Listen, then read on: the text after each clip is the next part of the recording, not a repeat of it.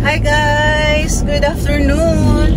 OMG, so busy ko ngayon guys. Valentine's na Valentine's. Busy ang Mama G. Ako na talaga.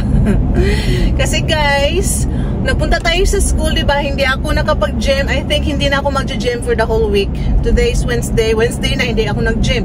So, hindi na lang tayo mag-gym until Friday. And so, kanina galing tayo sa PhilHealth.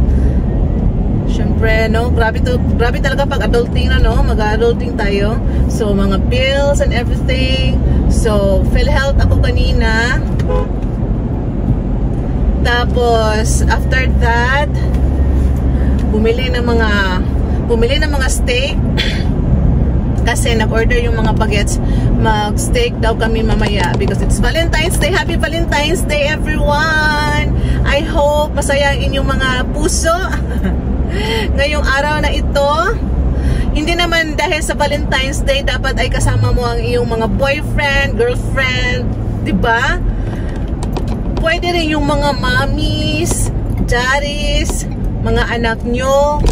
So, kami ni asawa, hindi kami magdi-date. Pero, sa bahay lang kami, magluluto ako guys, ng steak. And then, special for the family, for the whole family. So, para happy din ang aking mga bagets, guys. So, meron tayong mga dessert. Yeah. And then, may pa-flower daw si asawa. Utusan niya si Kuya Archie.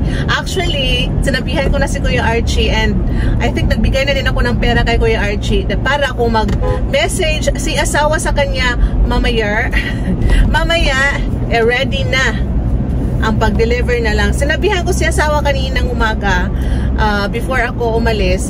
Sabi ko, kasi hindi naman siya alis ng bahay. Kasi every daytime tulog siya. Sabi ko, bibili na lang ako ng flowers for me and Nat. Kasi gusto niya, meron kaming flowers every Valentine's Day. So, hindi naman siya yung tipong tao na siya talaga yung pumupunta. So, sinabihan ko na siya, pwede naman ako na lang bibili. Wala nang surprise, guys. And so, sabi niya, no, I will let Kuya Archie to buy flowers for you and Nat. So, sabi ko, okay. And then, baka until nighttime yung tulog niya. Sometimes kasi nagigising siya mga 5 to 6. And then, what if, puro na lang baka wala nang maiwan na flowers. Oh, pero for sure, marami pa yan. Kasi kanina, nag-video ako, dumaan ako sa mga flower shop. Ang dami guys, as in super. And then, hindi lang yung spot na yun ang merong tinda. Marami mga nagbebenta ng flowers today. And yeah, sinabihan ko si Kuya Archie kasi sinervice ko siya kanina. Sabi ko, Kuya, bigyan na lang kita ng pera and then pag mag-message si asawa, so yun, go na and then deliver that to the house. And yeah, so mag-steak tayo tonight and baked potato. Tapos nakakatawa kasi 'di ba, pinapili ko sila mashed potato, french fries, baked or rice. Kaming tatlo, yes kami sa baked potato. I mean, asawa ko, si Nat at saka ako. Pero si Jacob talaga stick siya sa rice, guys. Pinoy na Pinoy talaga ang aking uniko iho. Stick to rice, sabi niya, rice. So, rice yung partner niya sa kanyang steak. Buti na lang, nung nagpunta ako sa Belcris, pag ako talaga busy na sa mga pupuntahan ko na mga store, hindi na ako nakakapag-video guys kasi focus na talaga ako sa aking lakad sa purpose ko doon sa store. So, hindi na ako nag-video, sayang. So, nung nagpunta tayo sa Belcris, marami talaga silang stocks as in. So, yung mga ribeye steak, marami silang stock ngayon. And then right now, maaga tayong umalis. It's only 1 kasi ka-chat ko yung kakilala namin sa LTO and I need, oh my gosh, it's already February. Nakalimutan ko na February pala ang tawag nito, pag-renew ng registration sa car. So sabi ni Kuya, go ka right now kasi walang masyadong tao sa smoke test something place, di ba? Sa emission center ba yung tawag, no? So we're here.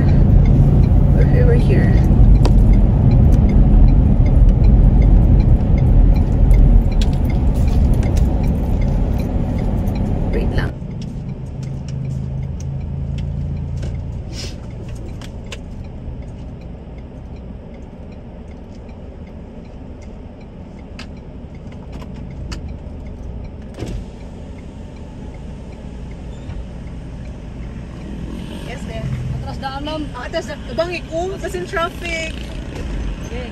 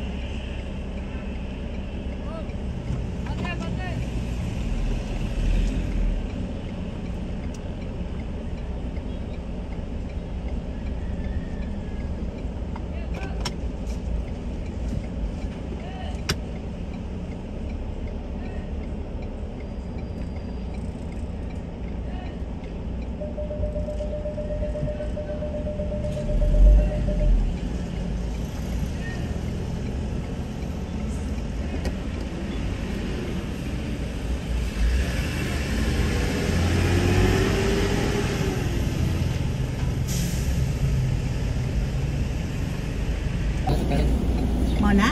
Ah, sige. Ah, mo ni. Tanggalon ko ni. Uy.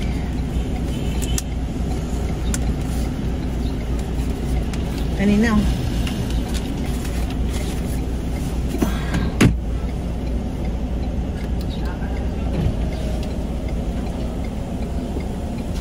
Oh my gosh, guys. Highway kasi. Tapos sabi niya, backing na lang. Kasi nga, mag-smoke test. Yung likod yung kailangan natin. And, kinabahan ako masyado. Kasi pag highway, tapos doon ako nagbaback up. But anyways, we're okay. Andito tayo ngayon.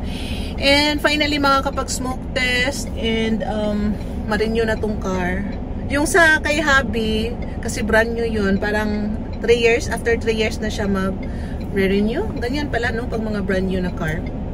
Kasi last year pa yun niya nabili. So yeah, I'm so proud pag ganito ba na matatapos ko yung mga lakad ko. And then tomorrow, I need to pay also yung bahay, yung tax.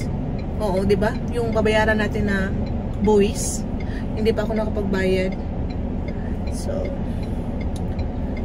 yeah.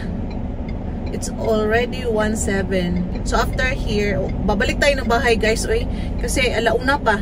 Alas 3 pa yung mga bata lalabas. So anong gagawin ko dito sa city? 'Di ba? Pag nandito ako sa city, magtatambay, gagastos ako. Guys, super gagastos ako. And hello naman. Hello to my pimples, everyone. Minsan lang ako nakaka-pimples. May bisita kasi tayo. Kaya siguro may ano tayo, ganyan. But yeah, happy Valentine's sa lahat. I hope everyone is doing well. Masaya ang mga puso. Walang sugatan na puso. Wow. Huwag na mag-expect na walang sugatan. Kasi ganyan talaga ang pag-ibig. Tayo ay nasusugatan. Hugot, Mama G! But ako ngayon ay ang aking puso ay masaya, char. Siyempre, meron akong 2 anak na nagmamahal sa akin. Diba? We are happy. We are lucky. So, yes guys, mamaya ulit. Mamaya ulit ba? Hindi pa tayo na-start ni Kuya. Ayun si Kuya yung naka-red. Hindi pa nakapag-start. OMG guys, maraming mga nagdatingan ng mga sasakyan. Tapos gusto na nilang pumuesto dito. Huwag kayo munang pumuesto. Dadaan pa ako. Ayan. Merong pick up doon sa unahan ng Land Cruiser. Ako pa yung nauna. Labas lang muna kayo.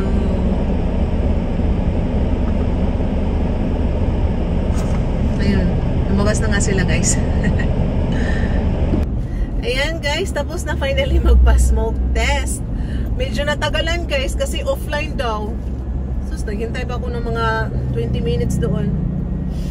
But yeah, heading home ako. 1:44 na guys. Pero maaga pa naman kung pupunta ako agad sa school. Kasi 3 pa sila lalabas. So maybe mga 2:30 ako pupunta.